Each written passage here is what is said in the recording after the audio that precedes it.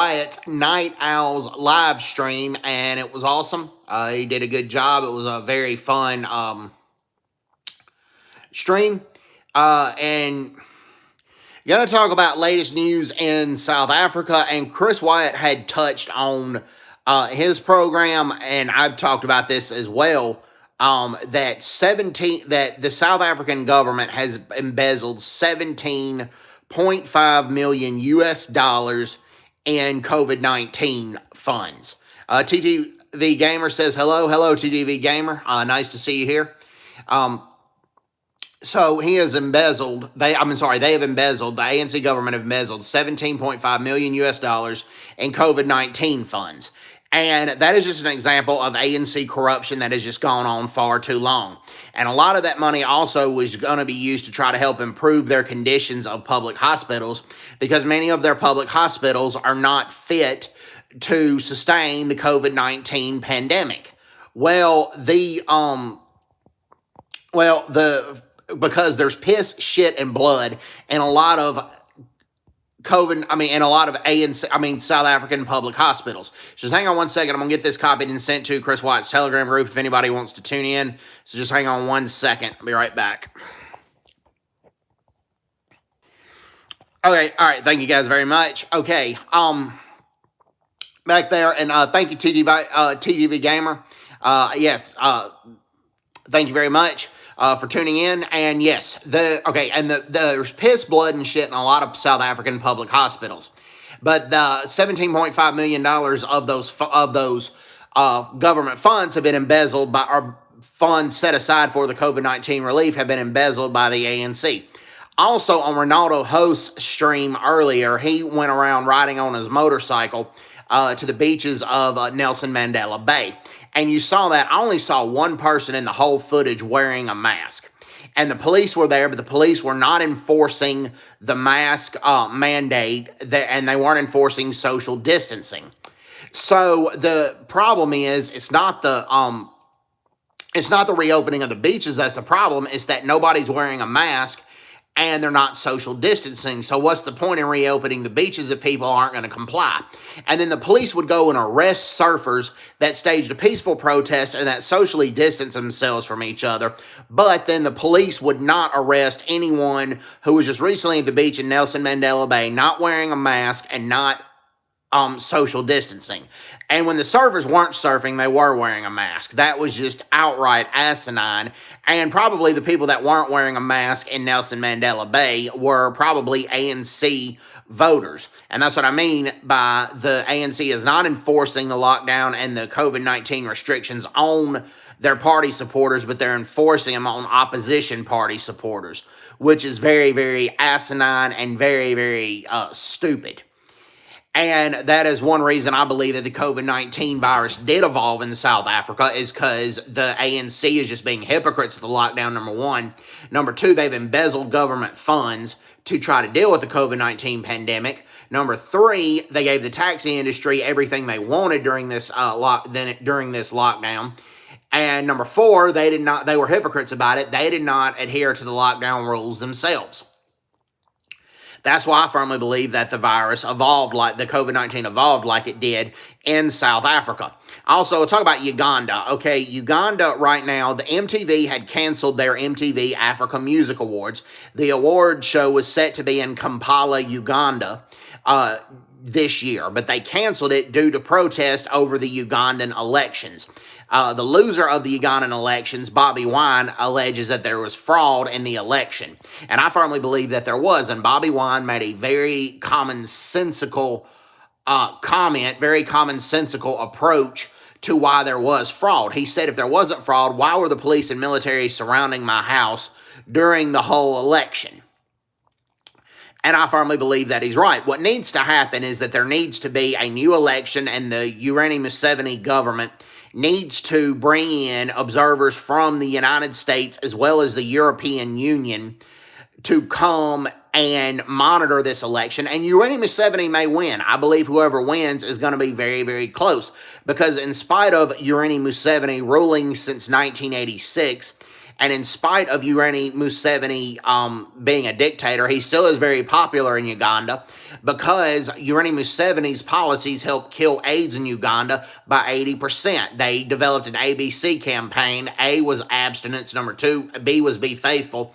And then C was wear a condom. And they also introduced HIV contraceptive drugs to pregnant women, which drastically reduced mother-to-child transmission of AIDS. And AIDS fell in Uganda by about 80%. Also, Yoweri Museveni welcomed back a lot of Indians in Uganda that Idi Amin had kicked out, and that helped increase Uganda's economy. Also, coffee exports, as Chris White did a video on this in 2020, really increased in Uganda. Italy is Uganda's number one importer of Ugandan coffee. Number three is Belgium. I forgot who number two was, but I think it may be France. They also export their coffee to other African countries, South Africa being one of them, also South Sudan, and several other African countries. But most of their coffee goes to Europe. The United States buys about 5 to 6% of its coffee from Uganda. So that's the latest on the Ugandan situation. And I firmly believe, like I said, Bobby Wine may have won the election, maybe not. Whoever, if they do a re-election, I believe it's going to be very, very close because Yoweri Museveni still has tremendous popularity in Uganda. But he doesn't allow freedom of speech. He doesn't allow freedom of assembly. But I do believe if there's a fair election and the U.S. and the EU come there to monitor the situation, whoever wins, the United States needs to ally with them again. Because Uganda was one of the first African countries to send soldiers to fight, to help the U.S. fight al-Shabaab in Somalia. So that's the latest there. All right, okay, we talked about that. Okay, South Korea had rolled out their own vaccine, just like the United States has produced its own vaccine. The UK has produced its own COVID-19 vaccine. South Korea used a Korean company to produce their own vaccine. It's called, it's from Cellatron vaccine, and hopefully the vaccine will be rolled out within a couple of months, and people there can get vaccinated. That's what I'm really hoping what goes on with South Korea. And they're the third country that has the homegrown vaccine. I believe it's the United States, it's also the UK, and then South Korea. Now, India manufactures most of those vaccines. A lot of companies have factories in India, and India has been manufacturing about 80 to 90% of the world's COVID-19 vaccines. I mean, as far as you guys know, I'm getting my vaccine. I've already had my first injection. I'm getting my second injection on February the 10th, and I'll let you guys know how that goes. So far, so good on the first injection. The second injection, the only thing that may happen differently is for a day or two, you may get a light fever and you may get chills. But typically, that's it. Again, the chances of getting a severe allergic reaction from this vaccine is 11.1 out of a million. The chances of getting an allergic reaction from the flu vaccine are 1.3 out of a million. So that's that with the vaccines. So yeah, and also the COVAX vaccine is ineffective. Namibia was supposed to get a lot of their vaccines in mid-January, but the COVAX program had delayed their vaccines getting to Namibia until mid-March. So Namibia is not going to get them till mid-March. Also, the incompetent SWAPO government of Namibia has not laid out a plan to distribute the vaccines. The only thing they have said is that their healthcare workers and their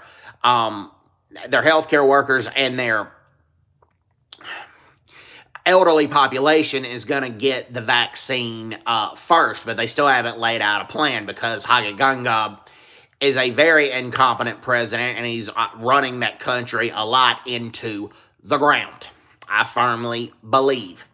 I believe that. So that is what's going on in Namibia right now. Also, now the latest with Liberia, they had a Nigerian immigrant to Liberia, and I'm putting immigrant in quotes because he may have been an illegal immigrant, that was ironically in charge of their anti-corruption board.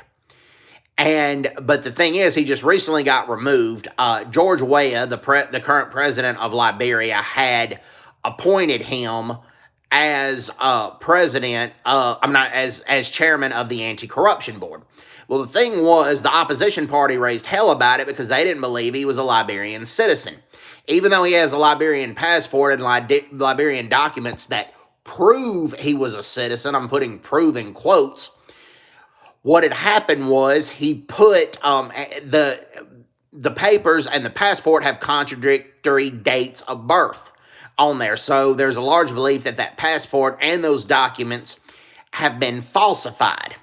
And so he, to avoid any more controversy and any more protest or anything like that, he has agreed to step down as chairman of the Anti-Corruption Board, and he's going to step down as chairman of the Anti-Corruption Board, and he's going to just leave peacefully.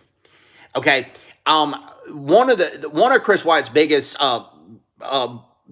not supporters, but he supports the guy George Ayittey, who's wrote many books on Africa. I've discussed George Ayittey before, but one of the things that I saw on one of the latest interviews he did, and it was from a YouTube channel called African Liberty, is that the reason Africa has not developed in the post-colonial world is because in order to change from one course to another, you need a good road, a good car, and a good driver. And many of Africa's post-independence leaders have not been good drivers getting Africa to develop economically. The socialism impact for Africa has been a disaster. And socialism was never, ever native to Africa before. As George Ayittey points out, socialism is a Soviet communist ideology of Lenin and Marx. And they were never native to Africa. Actually, Karl Marx expressed a lot of hatred for black people in a lot of his writings. And socialism was never native to Africa. They come and implement a foreign ideology like socialism. They do it because they believe it is anti-colonial, and because a lot of the colonial powers had capitalist forms of government. So they do that in the name of anti-colonialism. Well, Tanzania, during the colonial era, was exporting coffee, and they were exporting nuts. They were exporting a lot of products. But when Julius Nyerere took power in Tanzania, just within 10 to 15 years, they became one of Africa's, they went from one of Africa's top exporters of food to one of Africa's top importers of food. Julius Nyerere, now while he led by example and he didn't embezzle a lot of money, he wasn't corrupt. The socialist experiment he had for Tanzania failed, and it brought Tanzania down to about a fourth world country. All his price control regulations were a disaster. The healthcare system that Julius Nyerere implemented was a disaster. He died in England, where he criticized Britain's healthcare system, but he couldn't get proper healthcare when he died of cancer in the Tanzanian healthcare system, and that's the healthcare system that he helped create. And then people like Julius Nyerere, and this also happened in Ghana with Kwame Nkrumah, they hired about 500 people to get big government salaries, and their job was to basically control prices and basically, to a certain extent, study income inequality. Well, a lot of government funds and government money was used to pay big money to these people controlling prices and studying income inequality. That experiment led to being a disaster. Now, Jerry Rawlings, when he took power in Ghana, he had mixed baggage. There was a lot of things he didn't do that I didn't like, but he put Ghana on the path to a free market economy and undid a lot of socialist experiments that were going on in Ghana, and Ghana's economy has been prosperous ever since, and it's been a lot more prosperous.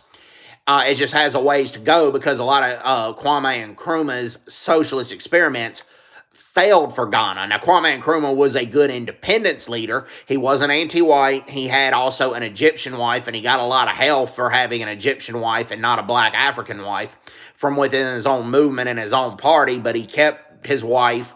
Wasn't a bad guy, I don't believe, but he also had a lot of socialist leanings and socialist experiments, which ran Ghana's economy into the ground.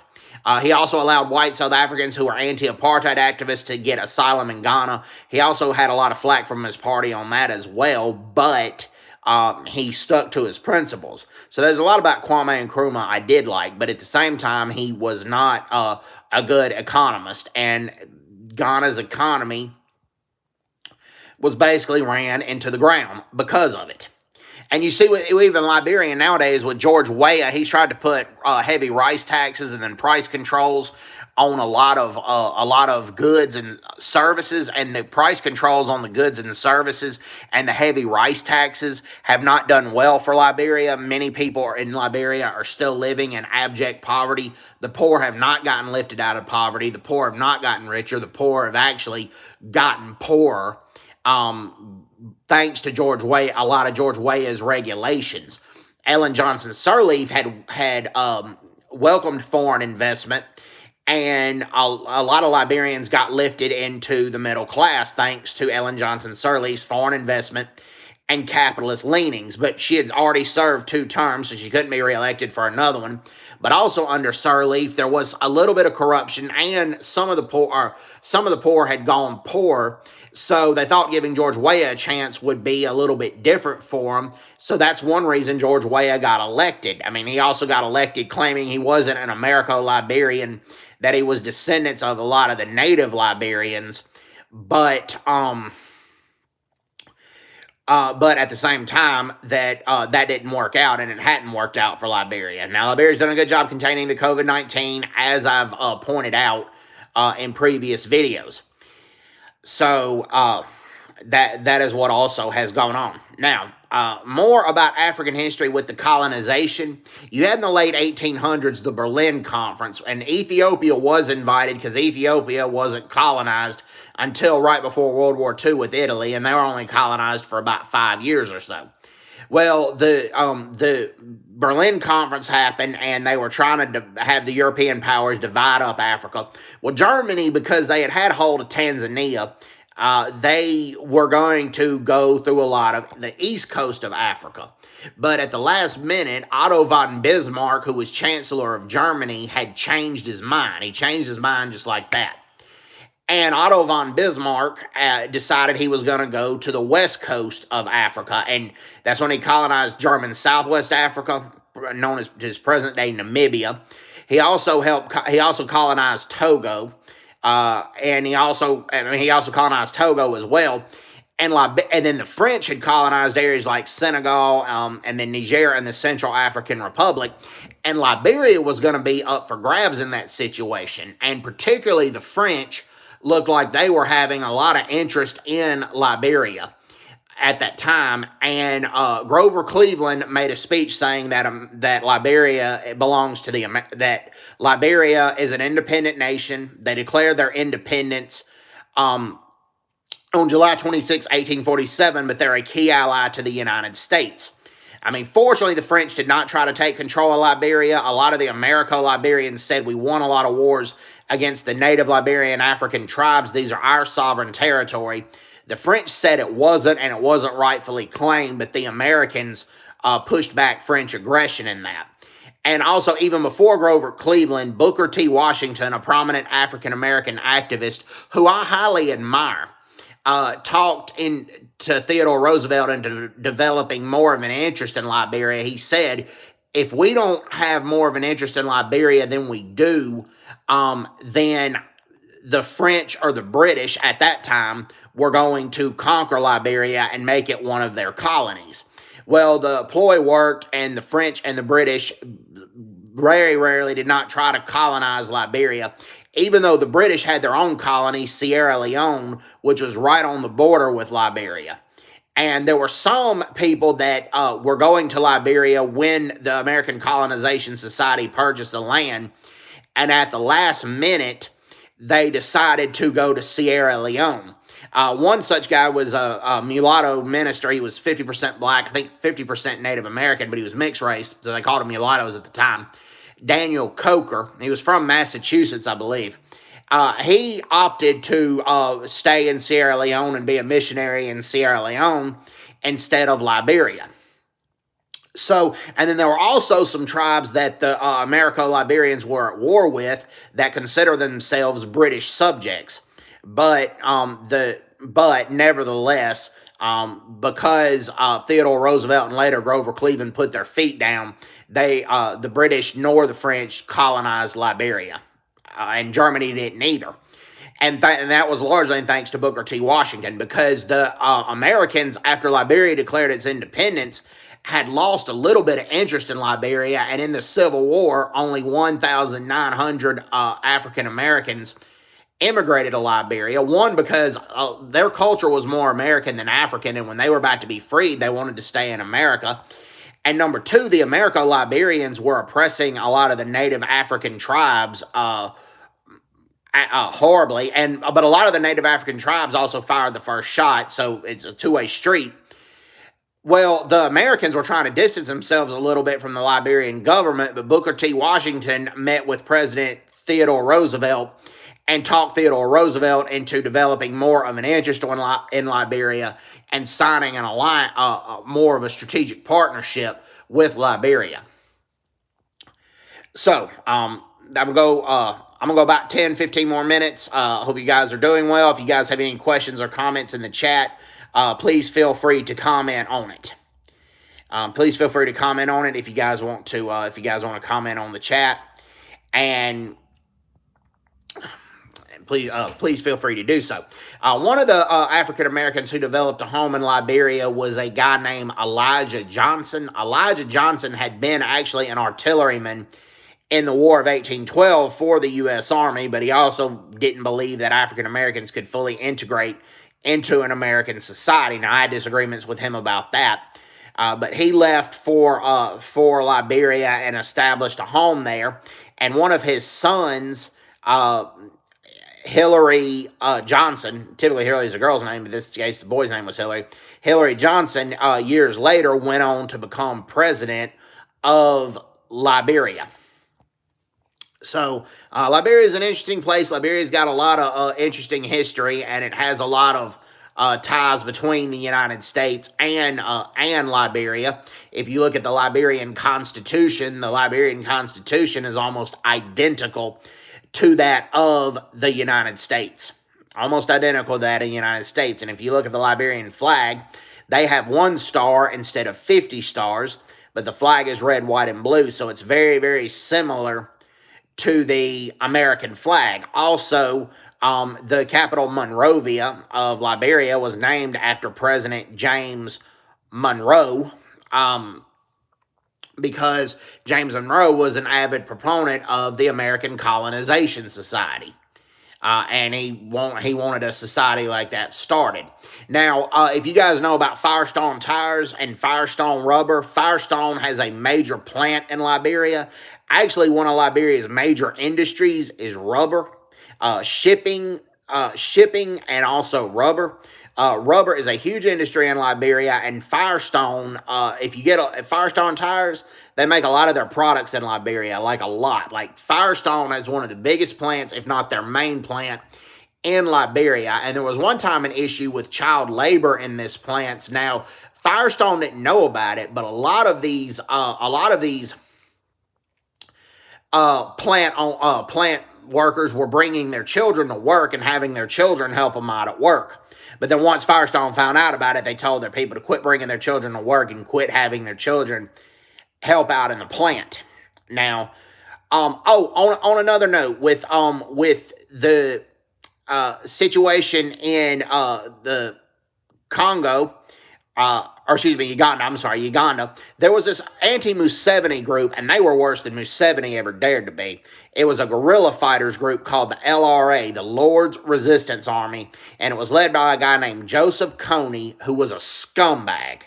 He thought he was Jesus incarnate, but he raped little girls, also raped little boys, killed several innocent people, just under suspicions that they were pro-Museveni, and he also spread his filth into other African nations like Rwanda. Well, recently, another guy of the Lord's Resistance Army, and I cannot remember, I don't know his name at the right this second, but at the same time, he was, okay, he has recently been indicted for war crimes, for rape, for murder, and for torture. He's been convicted, actually. But there's mixed emotions about this. Some people thought the prosecution was too harsh on this because he was kidnapped by Joseph Kony's army at 7 years of age. If any of you guys in the chat remember his name, but he was kidnapped by Joseph Kony at 7 years of age.